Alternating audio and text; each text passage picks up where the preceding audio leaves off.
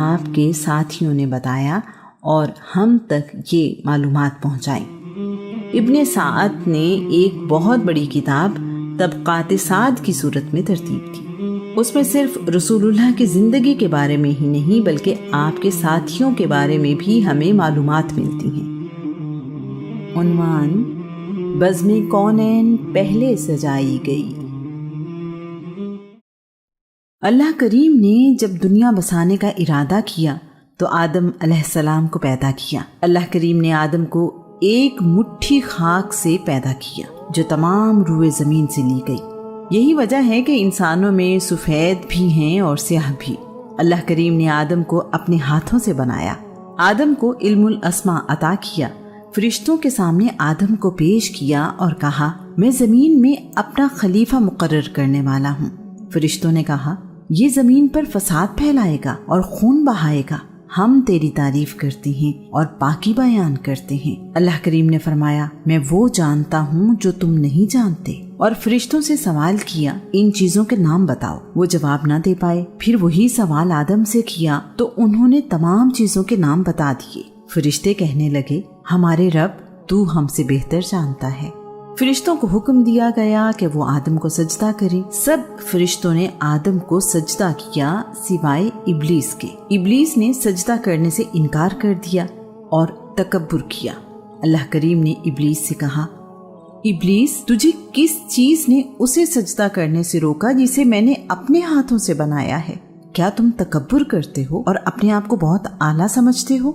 ابلیس نے موازنہ کرتے ہوئے کہا میں اس آدم سے بہتر ہوں، میں آگ سے بنا ہوا ہوں اور یہ آدم مٹی سے۔ اللہ کریم نے حکم دیا تم یہاں سے نکل جاؤ، بے شک تم مردود ہو، قیامت کے دن تک میری طرف سے تم پر ملامت ہو۔ شیطان یعنی ابلیس کا نام عربی زبان میں حارس اور سریانی زبان میں عزازیل ہے۔ وہ بہت عبادت گزار تھا اور اس کے 4 پر تھے۔ وہ اپنا مقام اور رتبہ سب سے بلند سمجھتا تھا۔ اسی خیال نے اسے غرور میں مبتلا کر دیا اور وہ گمراہ ہو گیا۔ ہدایت تو اللہ کریم کے فضل سے ملتی ہے۔ ابلیس کے معنی ہے سرکش، فسادی یعنی فساد پھیلانے والا۔ اللہ کریم کا حکم نہ ماننے کی صورت میں دھتکارا گیا۔ اس نے آدم کو سجدہ کرنے سے انکار کر دیا، پھر اس غلطی پر شرمندہ ہونے کی بجائے اپنے عمل پر فخر کرتے ہوئے کہنے لگا اللہ کریم مجھے اس دن تک مہلت عطا کر جس دن لوگ دوبارہ زندہ کیے جائیں گے۔ اللہ کریم نے فرمایا تمہیں روز قیامت تک مہلت دی۔ اس پر ابلیس خوش ہوا اور دعویٰ کیا کائنات کے مالک تیری عزت کی قسم میں سب لوگوں کو گمراہ کرتا رہوں گا سوائے ان بندوں کے جو نیک اور صالح ہیں۔ ابلیس کو جنت سے نکال دیا گیا، وہ سرکش اور باغی ہو گیا اور دشمنی پر اتر آیا۔ آدم اور اماں حوا جنت میں رہنے لگے۔ انہیں منع کیا گیا کہ وہ ایک خاص درخت کا پھل، مختلف روایات کے مطابق انگور، زیتون، انجیر یا گندم میں سے کوئی ایک پھل نہیں کھائیں گے۔ انہوں نے غلطی کی اور اس کا پھل کھا لیا۔ آدم اس غلطی پر اپنے رب سے معافی مانگتے رہے اور اللہ کریم کو راضی کرنے میں کامیاب ہو گئے۔ آدم اور اماں حوا کو زمین پر بھیج دیا گیا، اولاد عطا کی گئی اور یہ دنیا بسائی گئی۔ آدم کو سری لنکا اور حوا کو جدہ سعودی عرب میں اتارا گیا۔ ایک فرشتہ آدم کو راستہ بتاتے ہوئے جدہ لے کر گیا۔ یوں آدم اور حوا زمین پر آنے کے بعد ملے۔ دنیا میں آنے کے بعد آدم کی اولاد میں سب سے پہلے قابیل پیدا ہوا اور پھر حابیل، اور پھر اللہ کے نبی شیش پیدا ہوئے۔ قابیل نے اپنے بھائی حابیل کو قتل کر دیا اور سرکش ہو گیا۔ دنیا میں سب سے پہلے پیدا ہونے والا قابیل تھا اور سب سے پہلے مرنے والا حابیل۔ ہم سب آدم ہی کی اولاد ہیں۔ آدم کو ہدایت کے ساتھ نبی بنا کر دنیا میں بھیجا گیا۔ انسان کو سیدھی راہ پر چلنے کو کہا گیا۔ اس کی فطرت میں اچھائی اور برائی رکھ دی گئی۔ یہ اختیار انسان کے سپرد کر دیا گیا کہ وہ جس راہ کو اپنانا چاہے اپنائے۔ اچھائی کی صورت میں انعام اور برائی کی صورت میں سزا کا قانون بنایا گیا۔ اس کائنات کے مالک کو علم تھا کہ میرے بندے دونوں راہیں اختیار کریں گے۔ اس کا بھی انتظام کر دیا گیا کہ انہیں سیدھے راستے پر رہنے کا بار بار موقع دیا جائے۔ اللہ کریم چاہتا ہے کہ میرے بندے شیطان کے بہکاوے سے بچ جائیں۔ اللہ کریم اس کام کے لیے اپنے نبی اور رسول دنیا میں بھیجتا رہا ہے۔ اس سلسلے میں قریباً 1,24,000 نبی اور رسول بھیجے گئے۔ یہ مختلف زمانوں اور مختلف قوموں میں بھیجے جاتے رہے۔ ان کا زمانہ گزرنے کے بعد مزید نبی اور رسول آتے رہے۔ محمد رسول اللہ صلی اللہ علیہ وآلہ وسلم کی آمد سے پہلے تمام نبی اور رسول کسی خاص زمانے اور قوم کی طرف بھیجے گئے۔ اللہ تعالیٰ کا فرمان ہے، کوئی قوم ایسی نہیں جس میں نبی یا رسول نہ بھیجا گیا ہو۔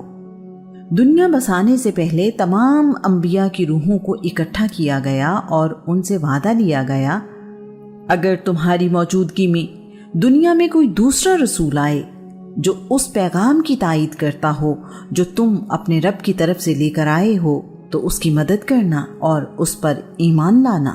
اس آیت کو آیت میثاق کہتے ہیں۔ رسول اللہ کے دنیا میں آنے سے پہلے تک ہر نبی اور رسول اپنی قوم سے بھی یہ وعدہ لیتا رہا۔ یہی ذمہ داری ان نبیوں اور رسولوں پر ایمان لانے والوں کی تھی۔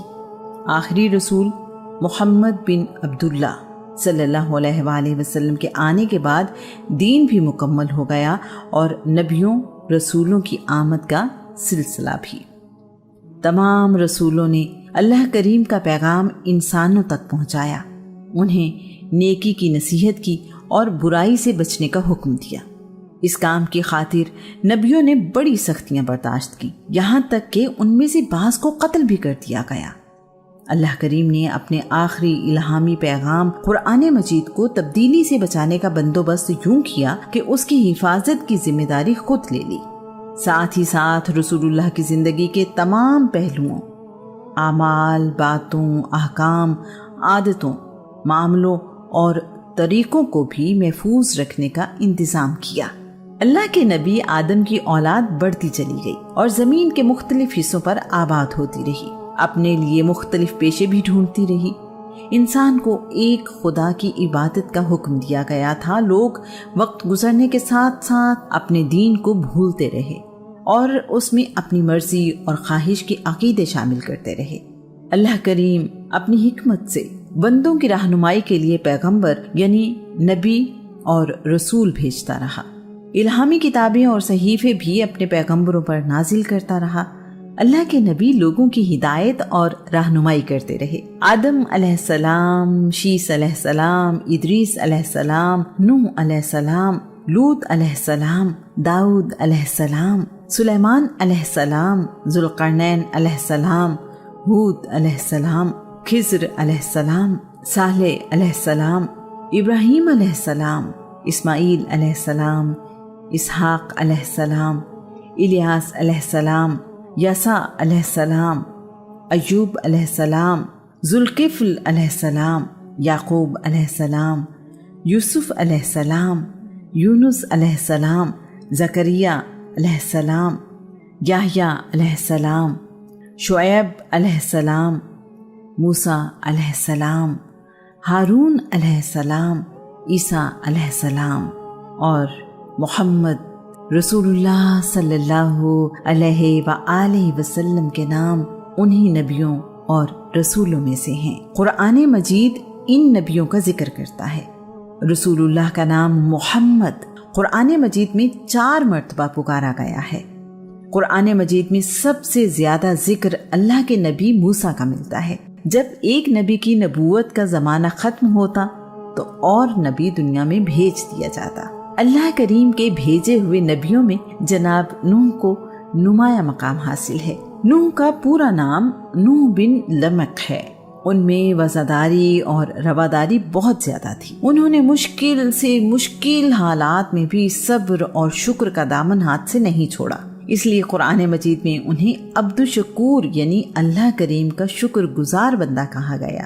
ان کی قوم بتوں کی عبادت کرتی تھی، جن میں یغوث، یعوق، نصر، ود اور سوا بڑے بت تھے۔ نوح علیہ السلام نے اپنی قوم کو ایک خدا کی عبادت کرنے اور گمراہی چھوڑنے کو کہا تو اس کی قوم نے جس رویے کا مظاہرہ کیا، قرآن پاک اس کے بارے میں یوں کہتا ہے، اس کی سرکش قوم کے ایک گروہ نے کہا، یہ نوح تمہارے ہی جیسا ایک عام انسان ہے جو تم پر برتری چاہتا ہے، یہ رسول نہیں، اگر اللہ رسول بھیجنا چاہتا تو فرشتوں کو انسانوں کی حیثیت سے نازل کرتا۔ توحید کی یہ بات تو بڑی ہی عجیب ہے جو ہم نے اپنے بزرگوں سے آج تک نہیں سنی۔ اس شخص کو جنون ہو گیا ہے اور بہکی بہکی باتیں کرتا ہے، تم کچھ عرصے تک اس کے انجام کا انتظار کرو۔ اللہ کے نبی نوح نے 480 سال کی عمر میں نبوت کا اعلان کیا۔ نوح علیہ السلام نے اپنی قوم کو 120 سال اللہ کی راہ پر آنے کی تبلیغ کی، لیکن صرف 80 لوگ ہی ان پر ایمان لائے۔ قرآن پاک اس بارے میں فرماتا ہے، تو اس کی قوم کے کافر سربراہوں نے کہا، ہم دیکھتے ہیں کہ تم ہمارے ہی جیسے بشر ہو، اور جن لوگوں نے تمہاری پیروی کی ہے سرسری نظر میں وہ سب معاشرے کے بے حیثیت لوگ ہیں، اور ہم دیکھ رہے ہیں کہ تمہیں ہم پر کوئی فضل و کمال حاصل نہیں، بلکہ ہم تو تمہیں جھوٹا سمجھتے ہیں۔ اس کے بعد نوح کی قوم ان سے کہتی تھی کہ ہم ان کے ساتھ بیٹھیں جنہیں ہم دیکھنا بھی پسند نہیں کرتے، ہم بڑی بڑی حیثیت اور مقام کے لوگ ہیں، ہم تم پر ایمان کیوں لائیں؟